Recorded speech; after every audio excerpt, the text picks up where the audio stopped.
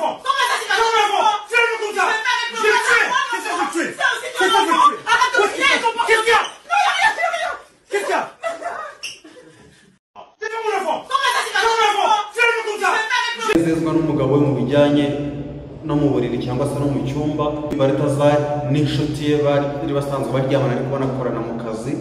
Nyuma rero aza kumubwira ko uwo mama akaba yaraje kumenya ko akaza Balthazar akaza kuryamana nawe akamufata n'amashusho nawe akaba ari muri ayo mashusho 400 yagaragaye uretse ko we ibihe byiza kuri wowe wakoze subscribe kuri Nitwa Media Nitwa Show. Uyu munsi twaba tugiye kubagezaho amakuru ya Balthazar noneho mashyashya amwe kabisa nyine utakeka ko twamenya amwe ukeka ko atamenyekana twe niyo tukuzanira ngaha kuri Nitwa kandi subscribe ukomeze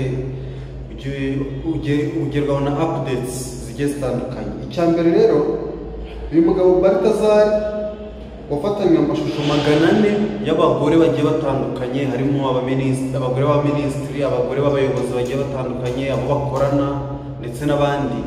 Uyu mugabo hari byinshi bitari kuvugwa rumwe ku mico ye cyangwa se bikaba bivuga ko afite n'ibindi byaha bigiye ahishe cyangwa se n'abandi bantu amashusho atagaragaye cyangwa se amashusho atafashwe kugira ngo agaragare.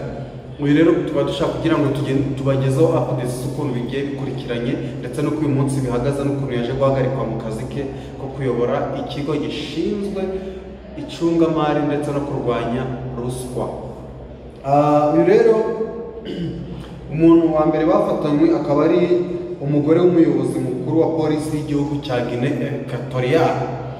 Uyu mama cyangwa se uyu mubyeyi cyangwa se uyu mugore bitewe n'uko ubishaka akaba ngo yarahujwe n'uyu Balthazar n'inshuti ye bari basanzwe baryamana ariko banakorana mu kazi.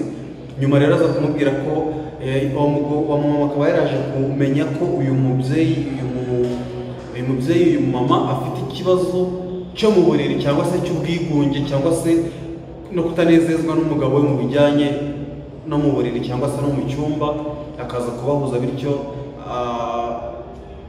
akaza Balthazar akaza kuryamana nawe akamufata n'amashusho nawe akaba ari muri ayo mashusho 400 yagaragaye uretse ko we bitaje kugira impact nini cyane cyangwa se ingaruka zaba zitesha ikibazo kuko we ntabwo yaje kwiyahura aracyakomeye we n'umugabo we nyine bari buze kubikemura. Undi wa kabiri hari abagore b'abaminisitiri bagiye batandukanye.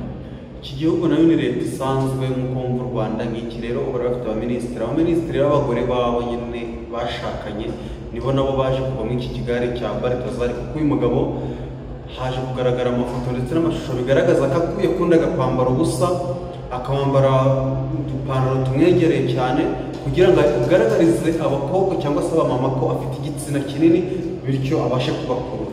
Rero yaje iyi target yaje gufata cyangwa se umutego waje gufata n'abagore b'abaminisitiri bagiye batandukanye nabo amashusho turagenda tuyakwereka gake wowe bantu ushaka kugira ngo iyi video uyirebe uyirangize bityo amashusho nayo uragenda uyabona.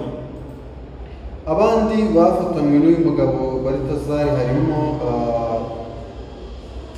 abafitanye isano nawe ndetse n'abavandimwe ndetse n'abashiki b'abayobozi.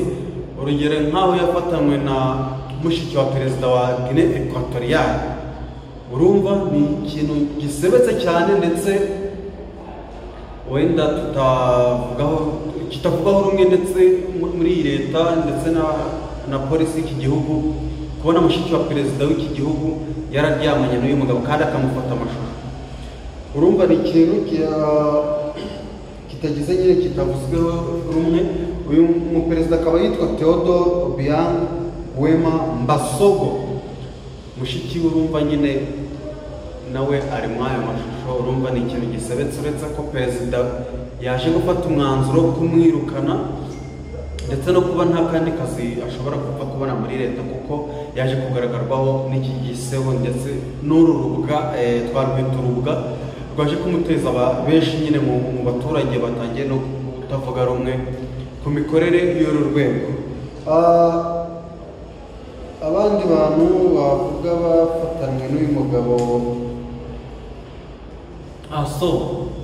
harimo n'umumama waje utashatse kugaragaza isura ye n'amazina watanze ubuhamya avuga ko umunsi umwe mu kazi uyu mugabo Balthazar igeze kumuhamagara muri biro akamubwira ko amushaka, araza ajyayo, agezeyo asanga hejuru ikote arikuyemo, yambaye ipantaro gusa ashaka kumwereka ingano y'igitsina. Noneho bitewe n'ibibazo yari afite n'ubundi mu rukundo nyine biba ngombwa ko bimukurura, birangira baryamanye, amufata amashusho, bityo nawe bitewe ubwa mbere urumva yamugiyeho gutya amwihamagaye, ubwa kabiri noneho aramwishyira, ubwa gatatu aramwishyira, ubwa kane aramwishyira, ubwa gatanu, ku nshuro ya 10 nibwo yaje kubibwira n'inshuti ye yari yizeye ko ifite ikibazo mu bijyanye nyine n'urukundo. Birangira nawe agiyeyo bakajya basambanye gutyo, nabo ubwo amashusho yabo turaza kuyabereka.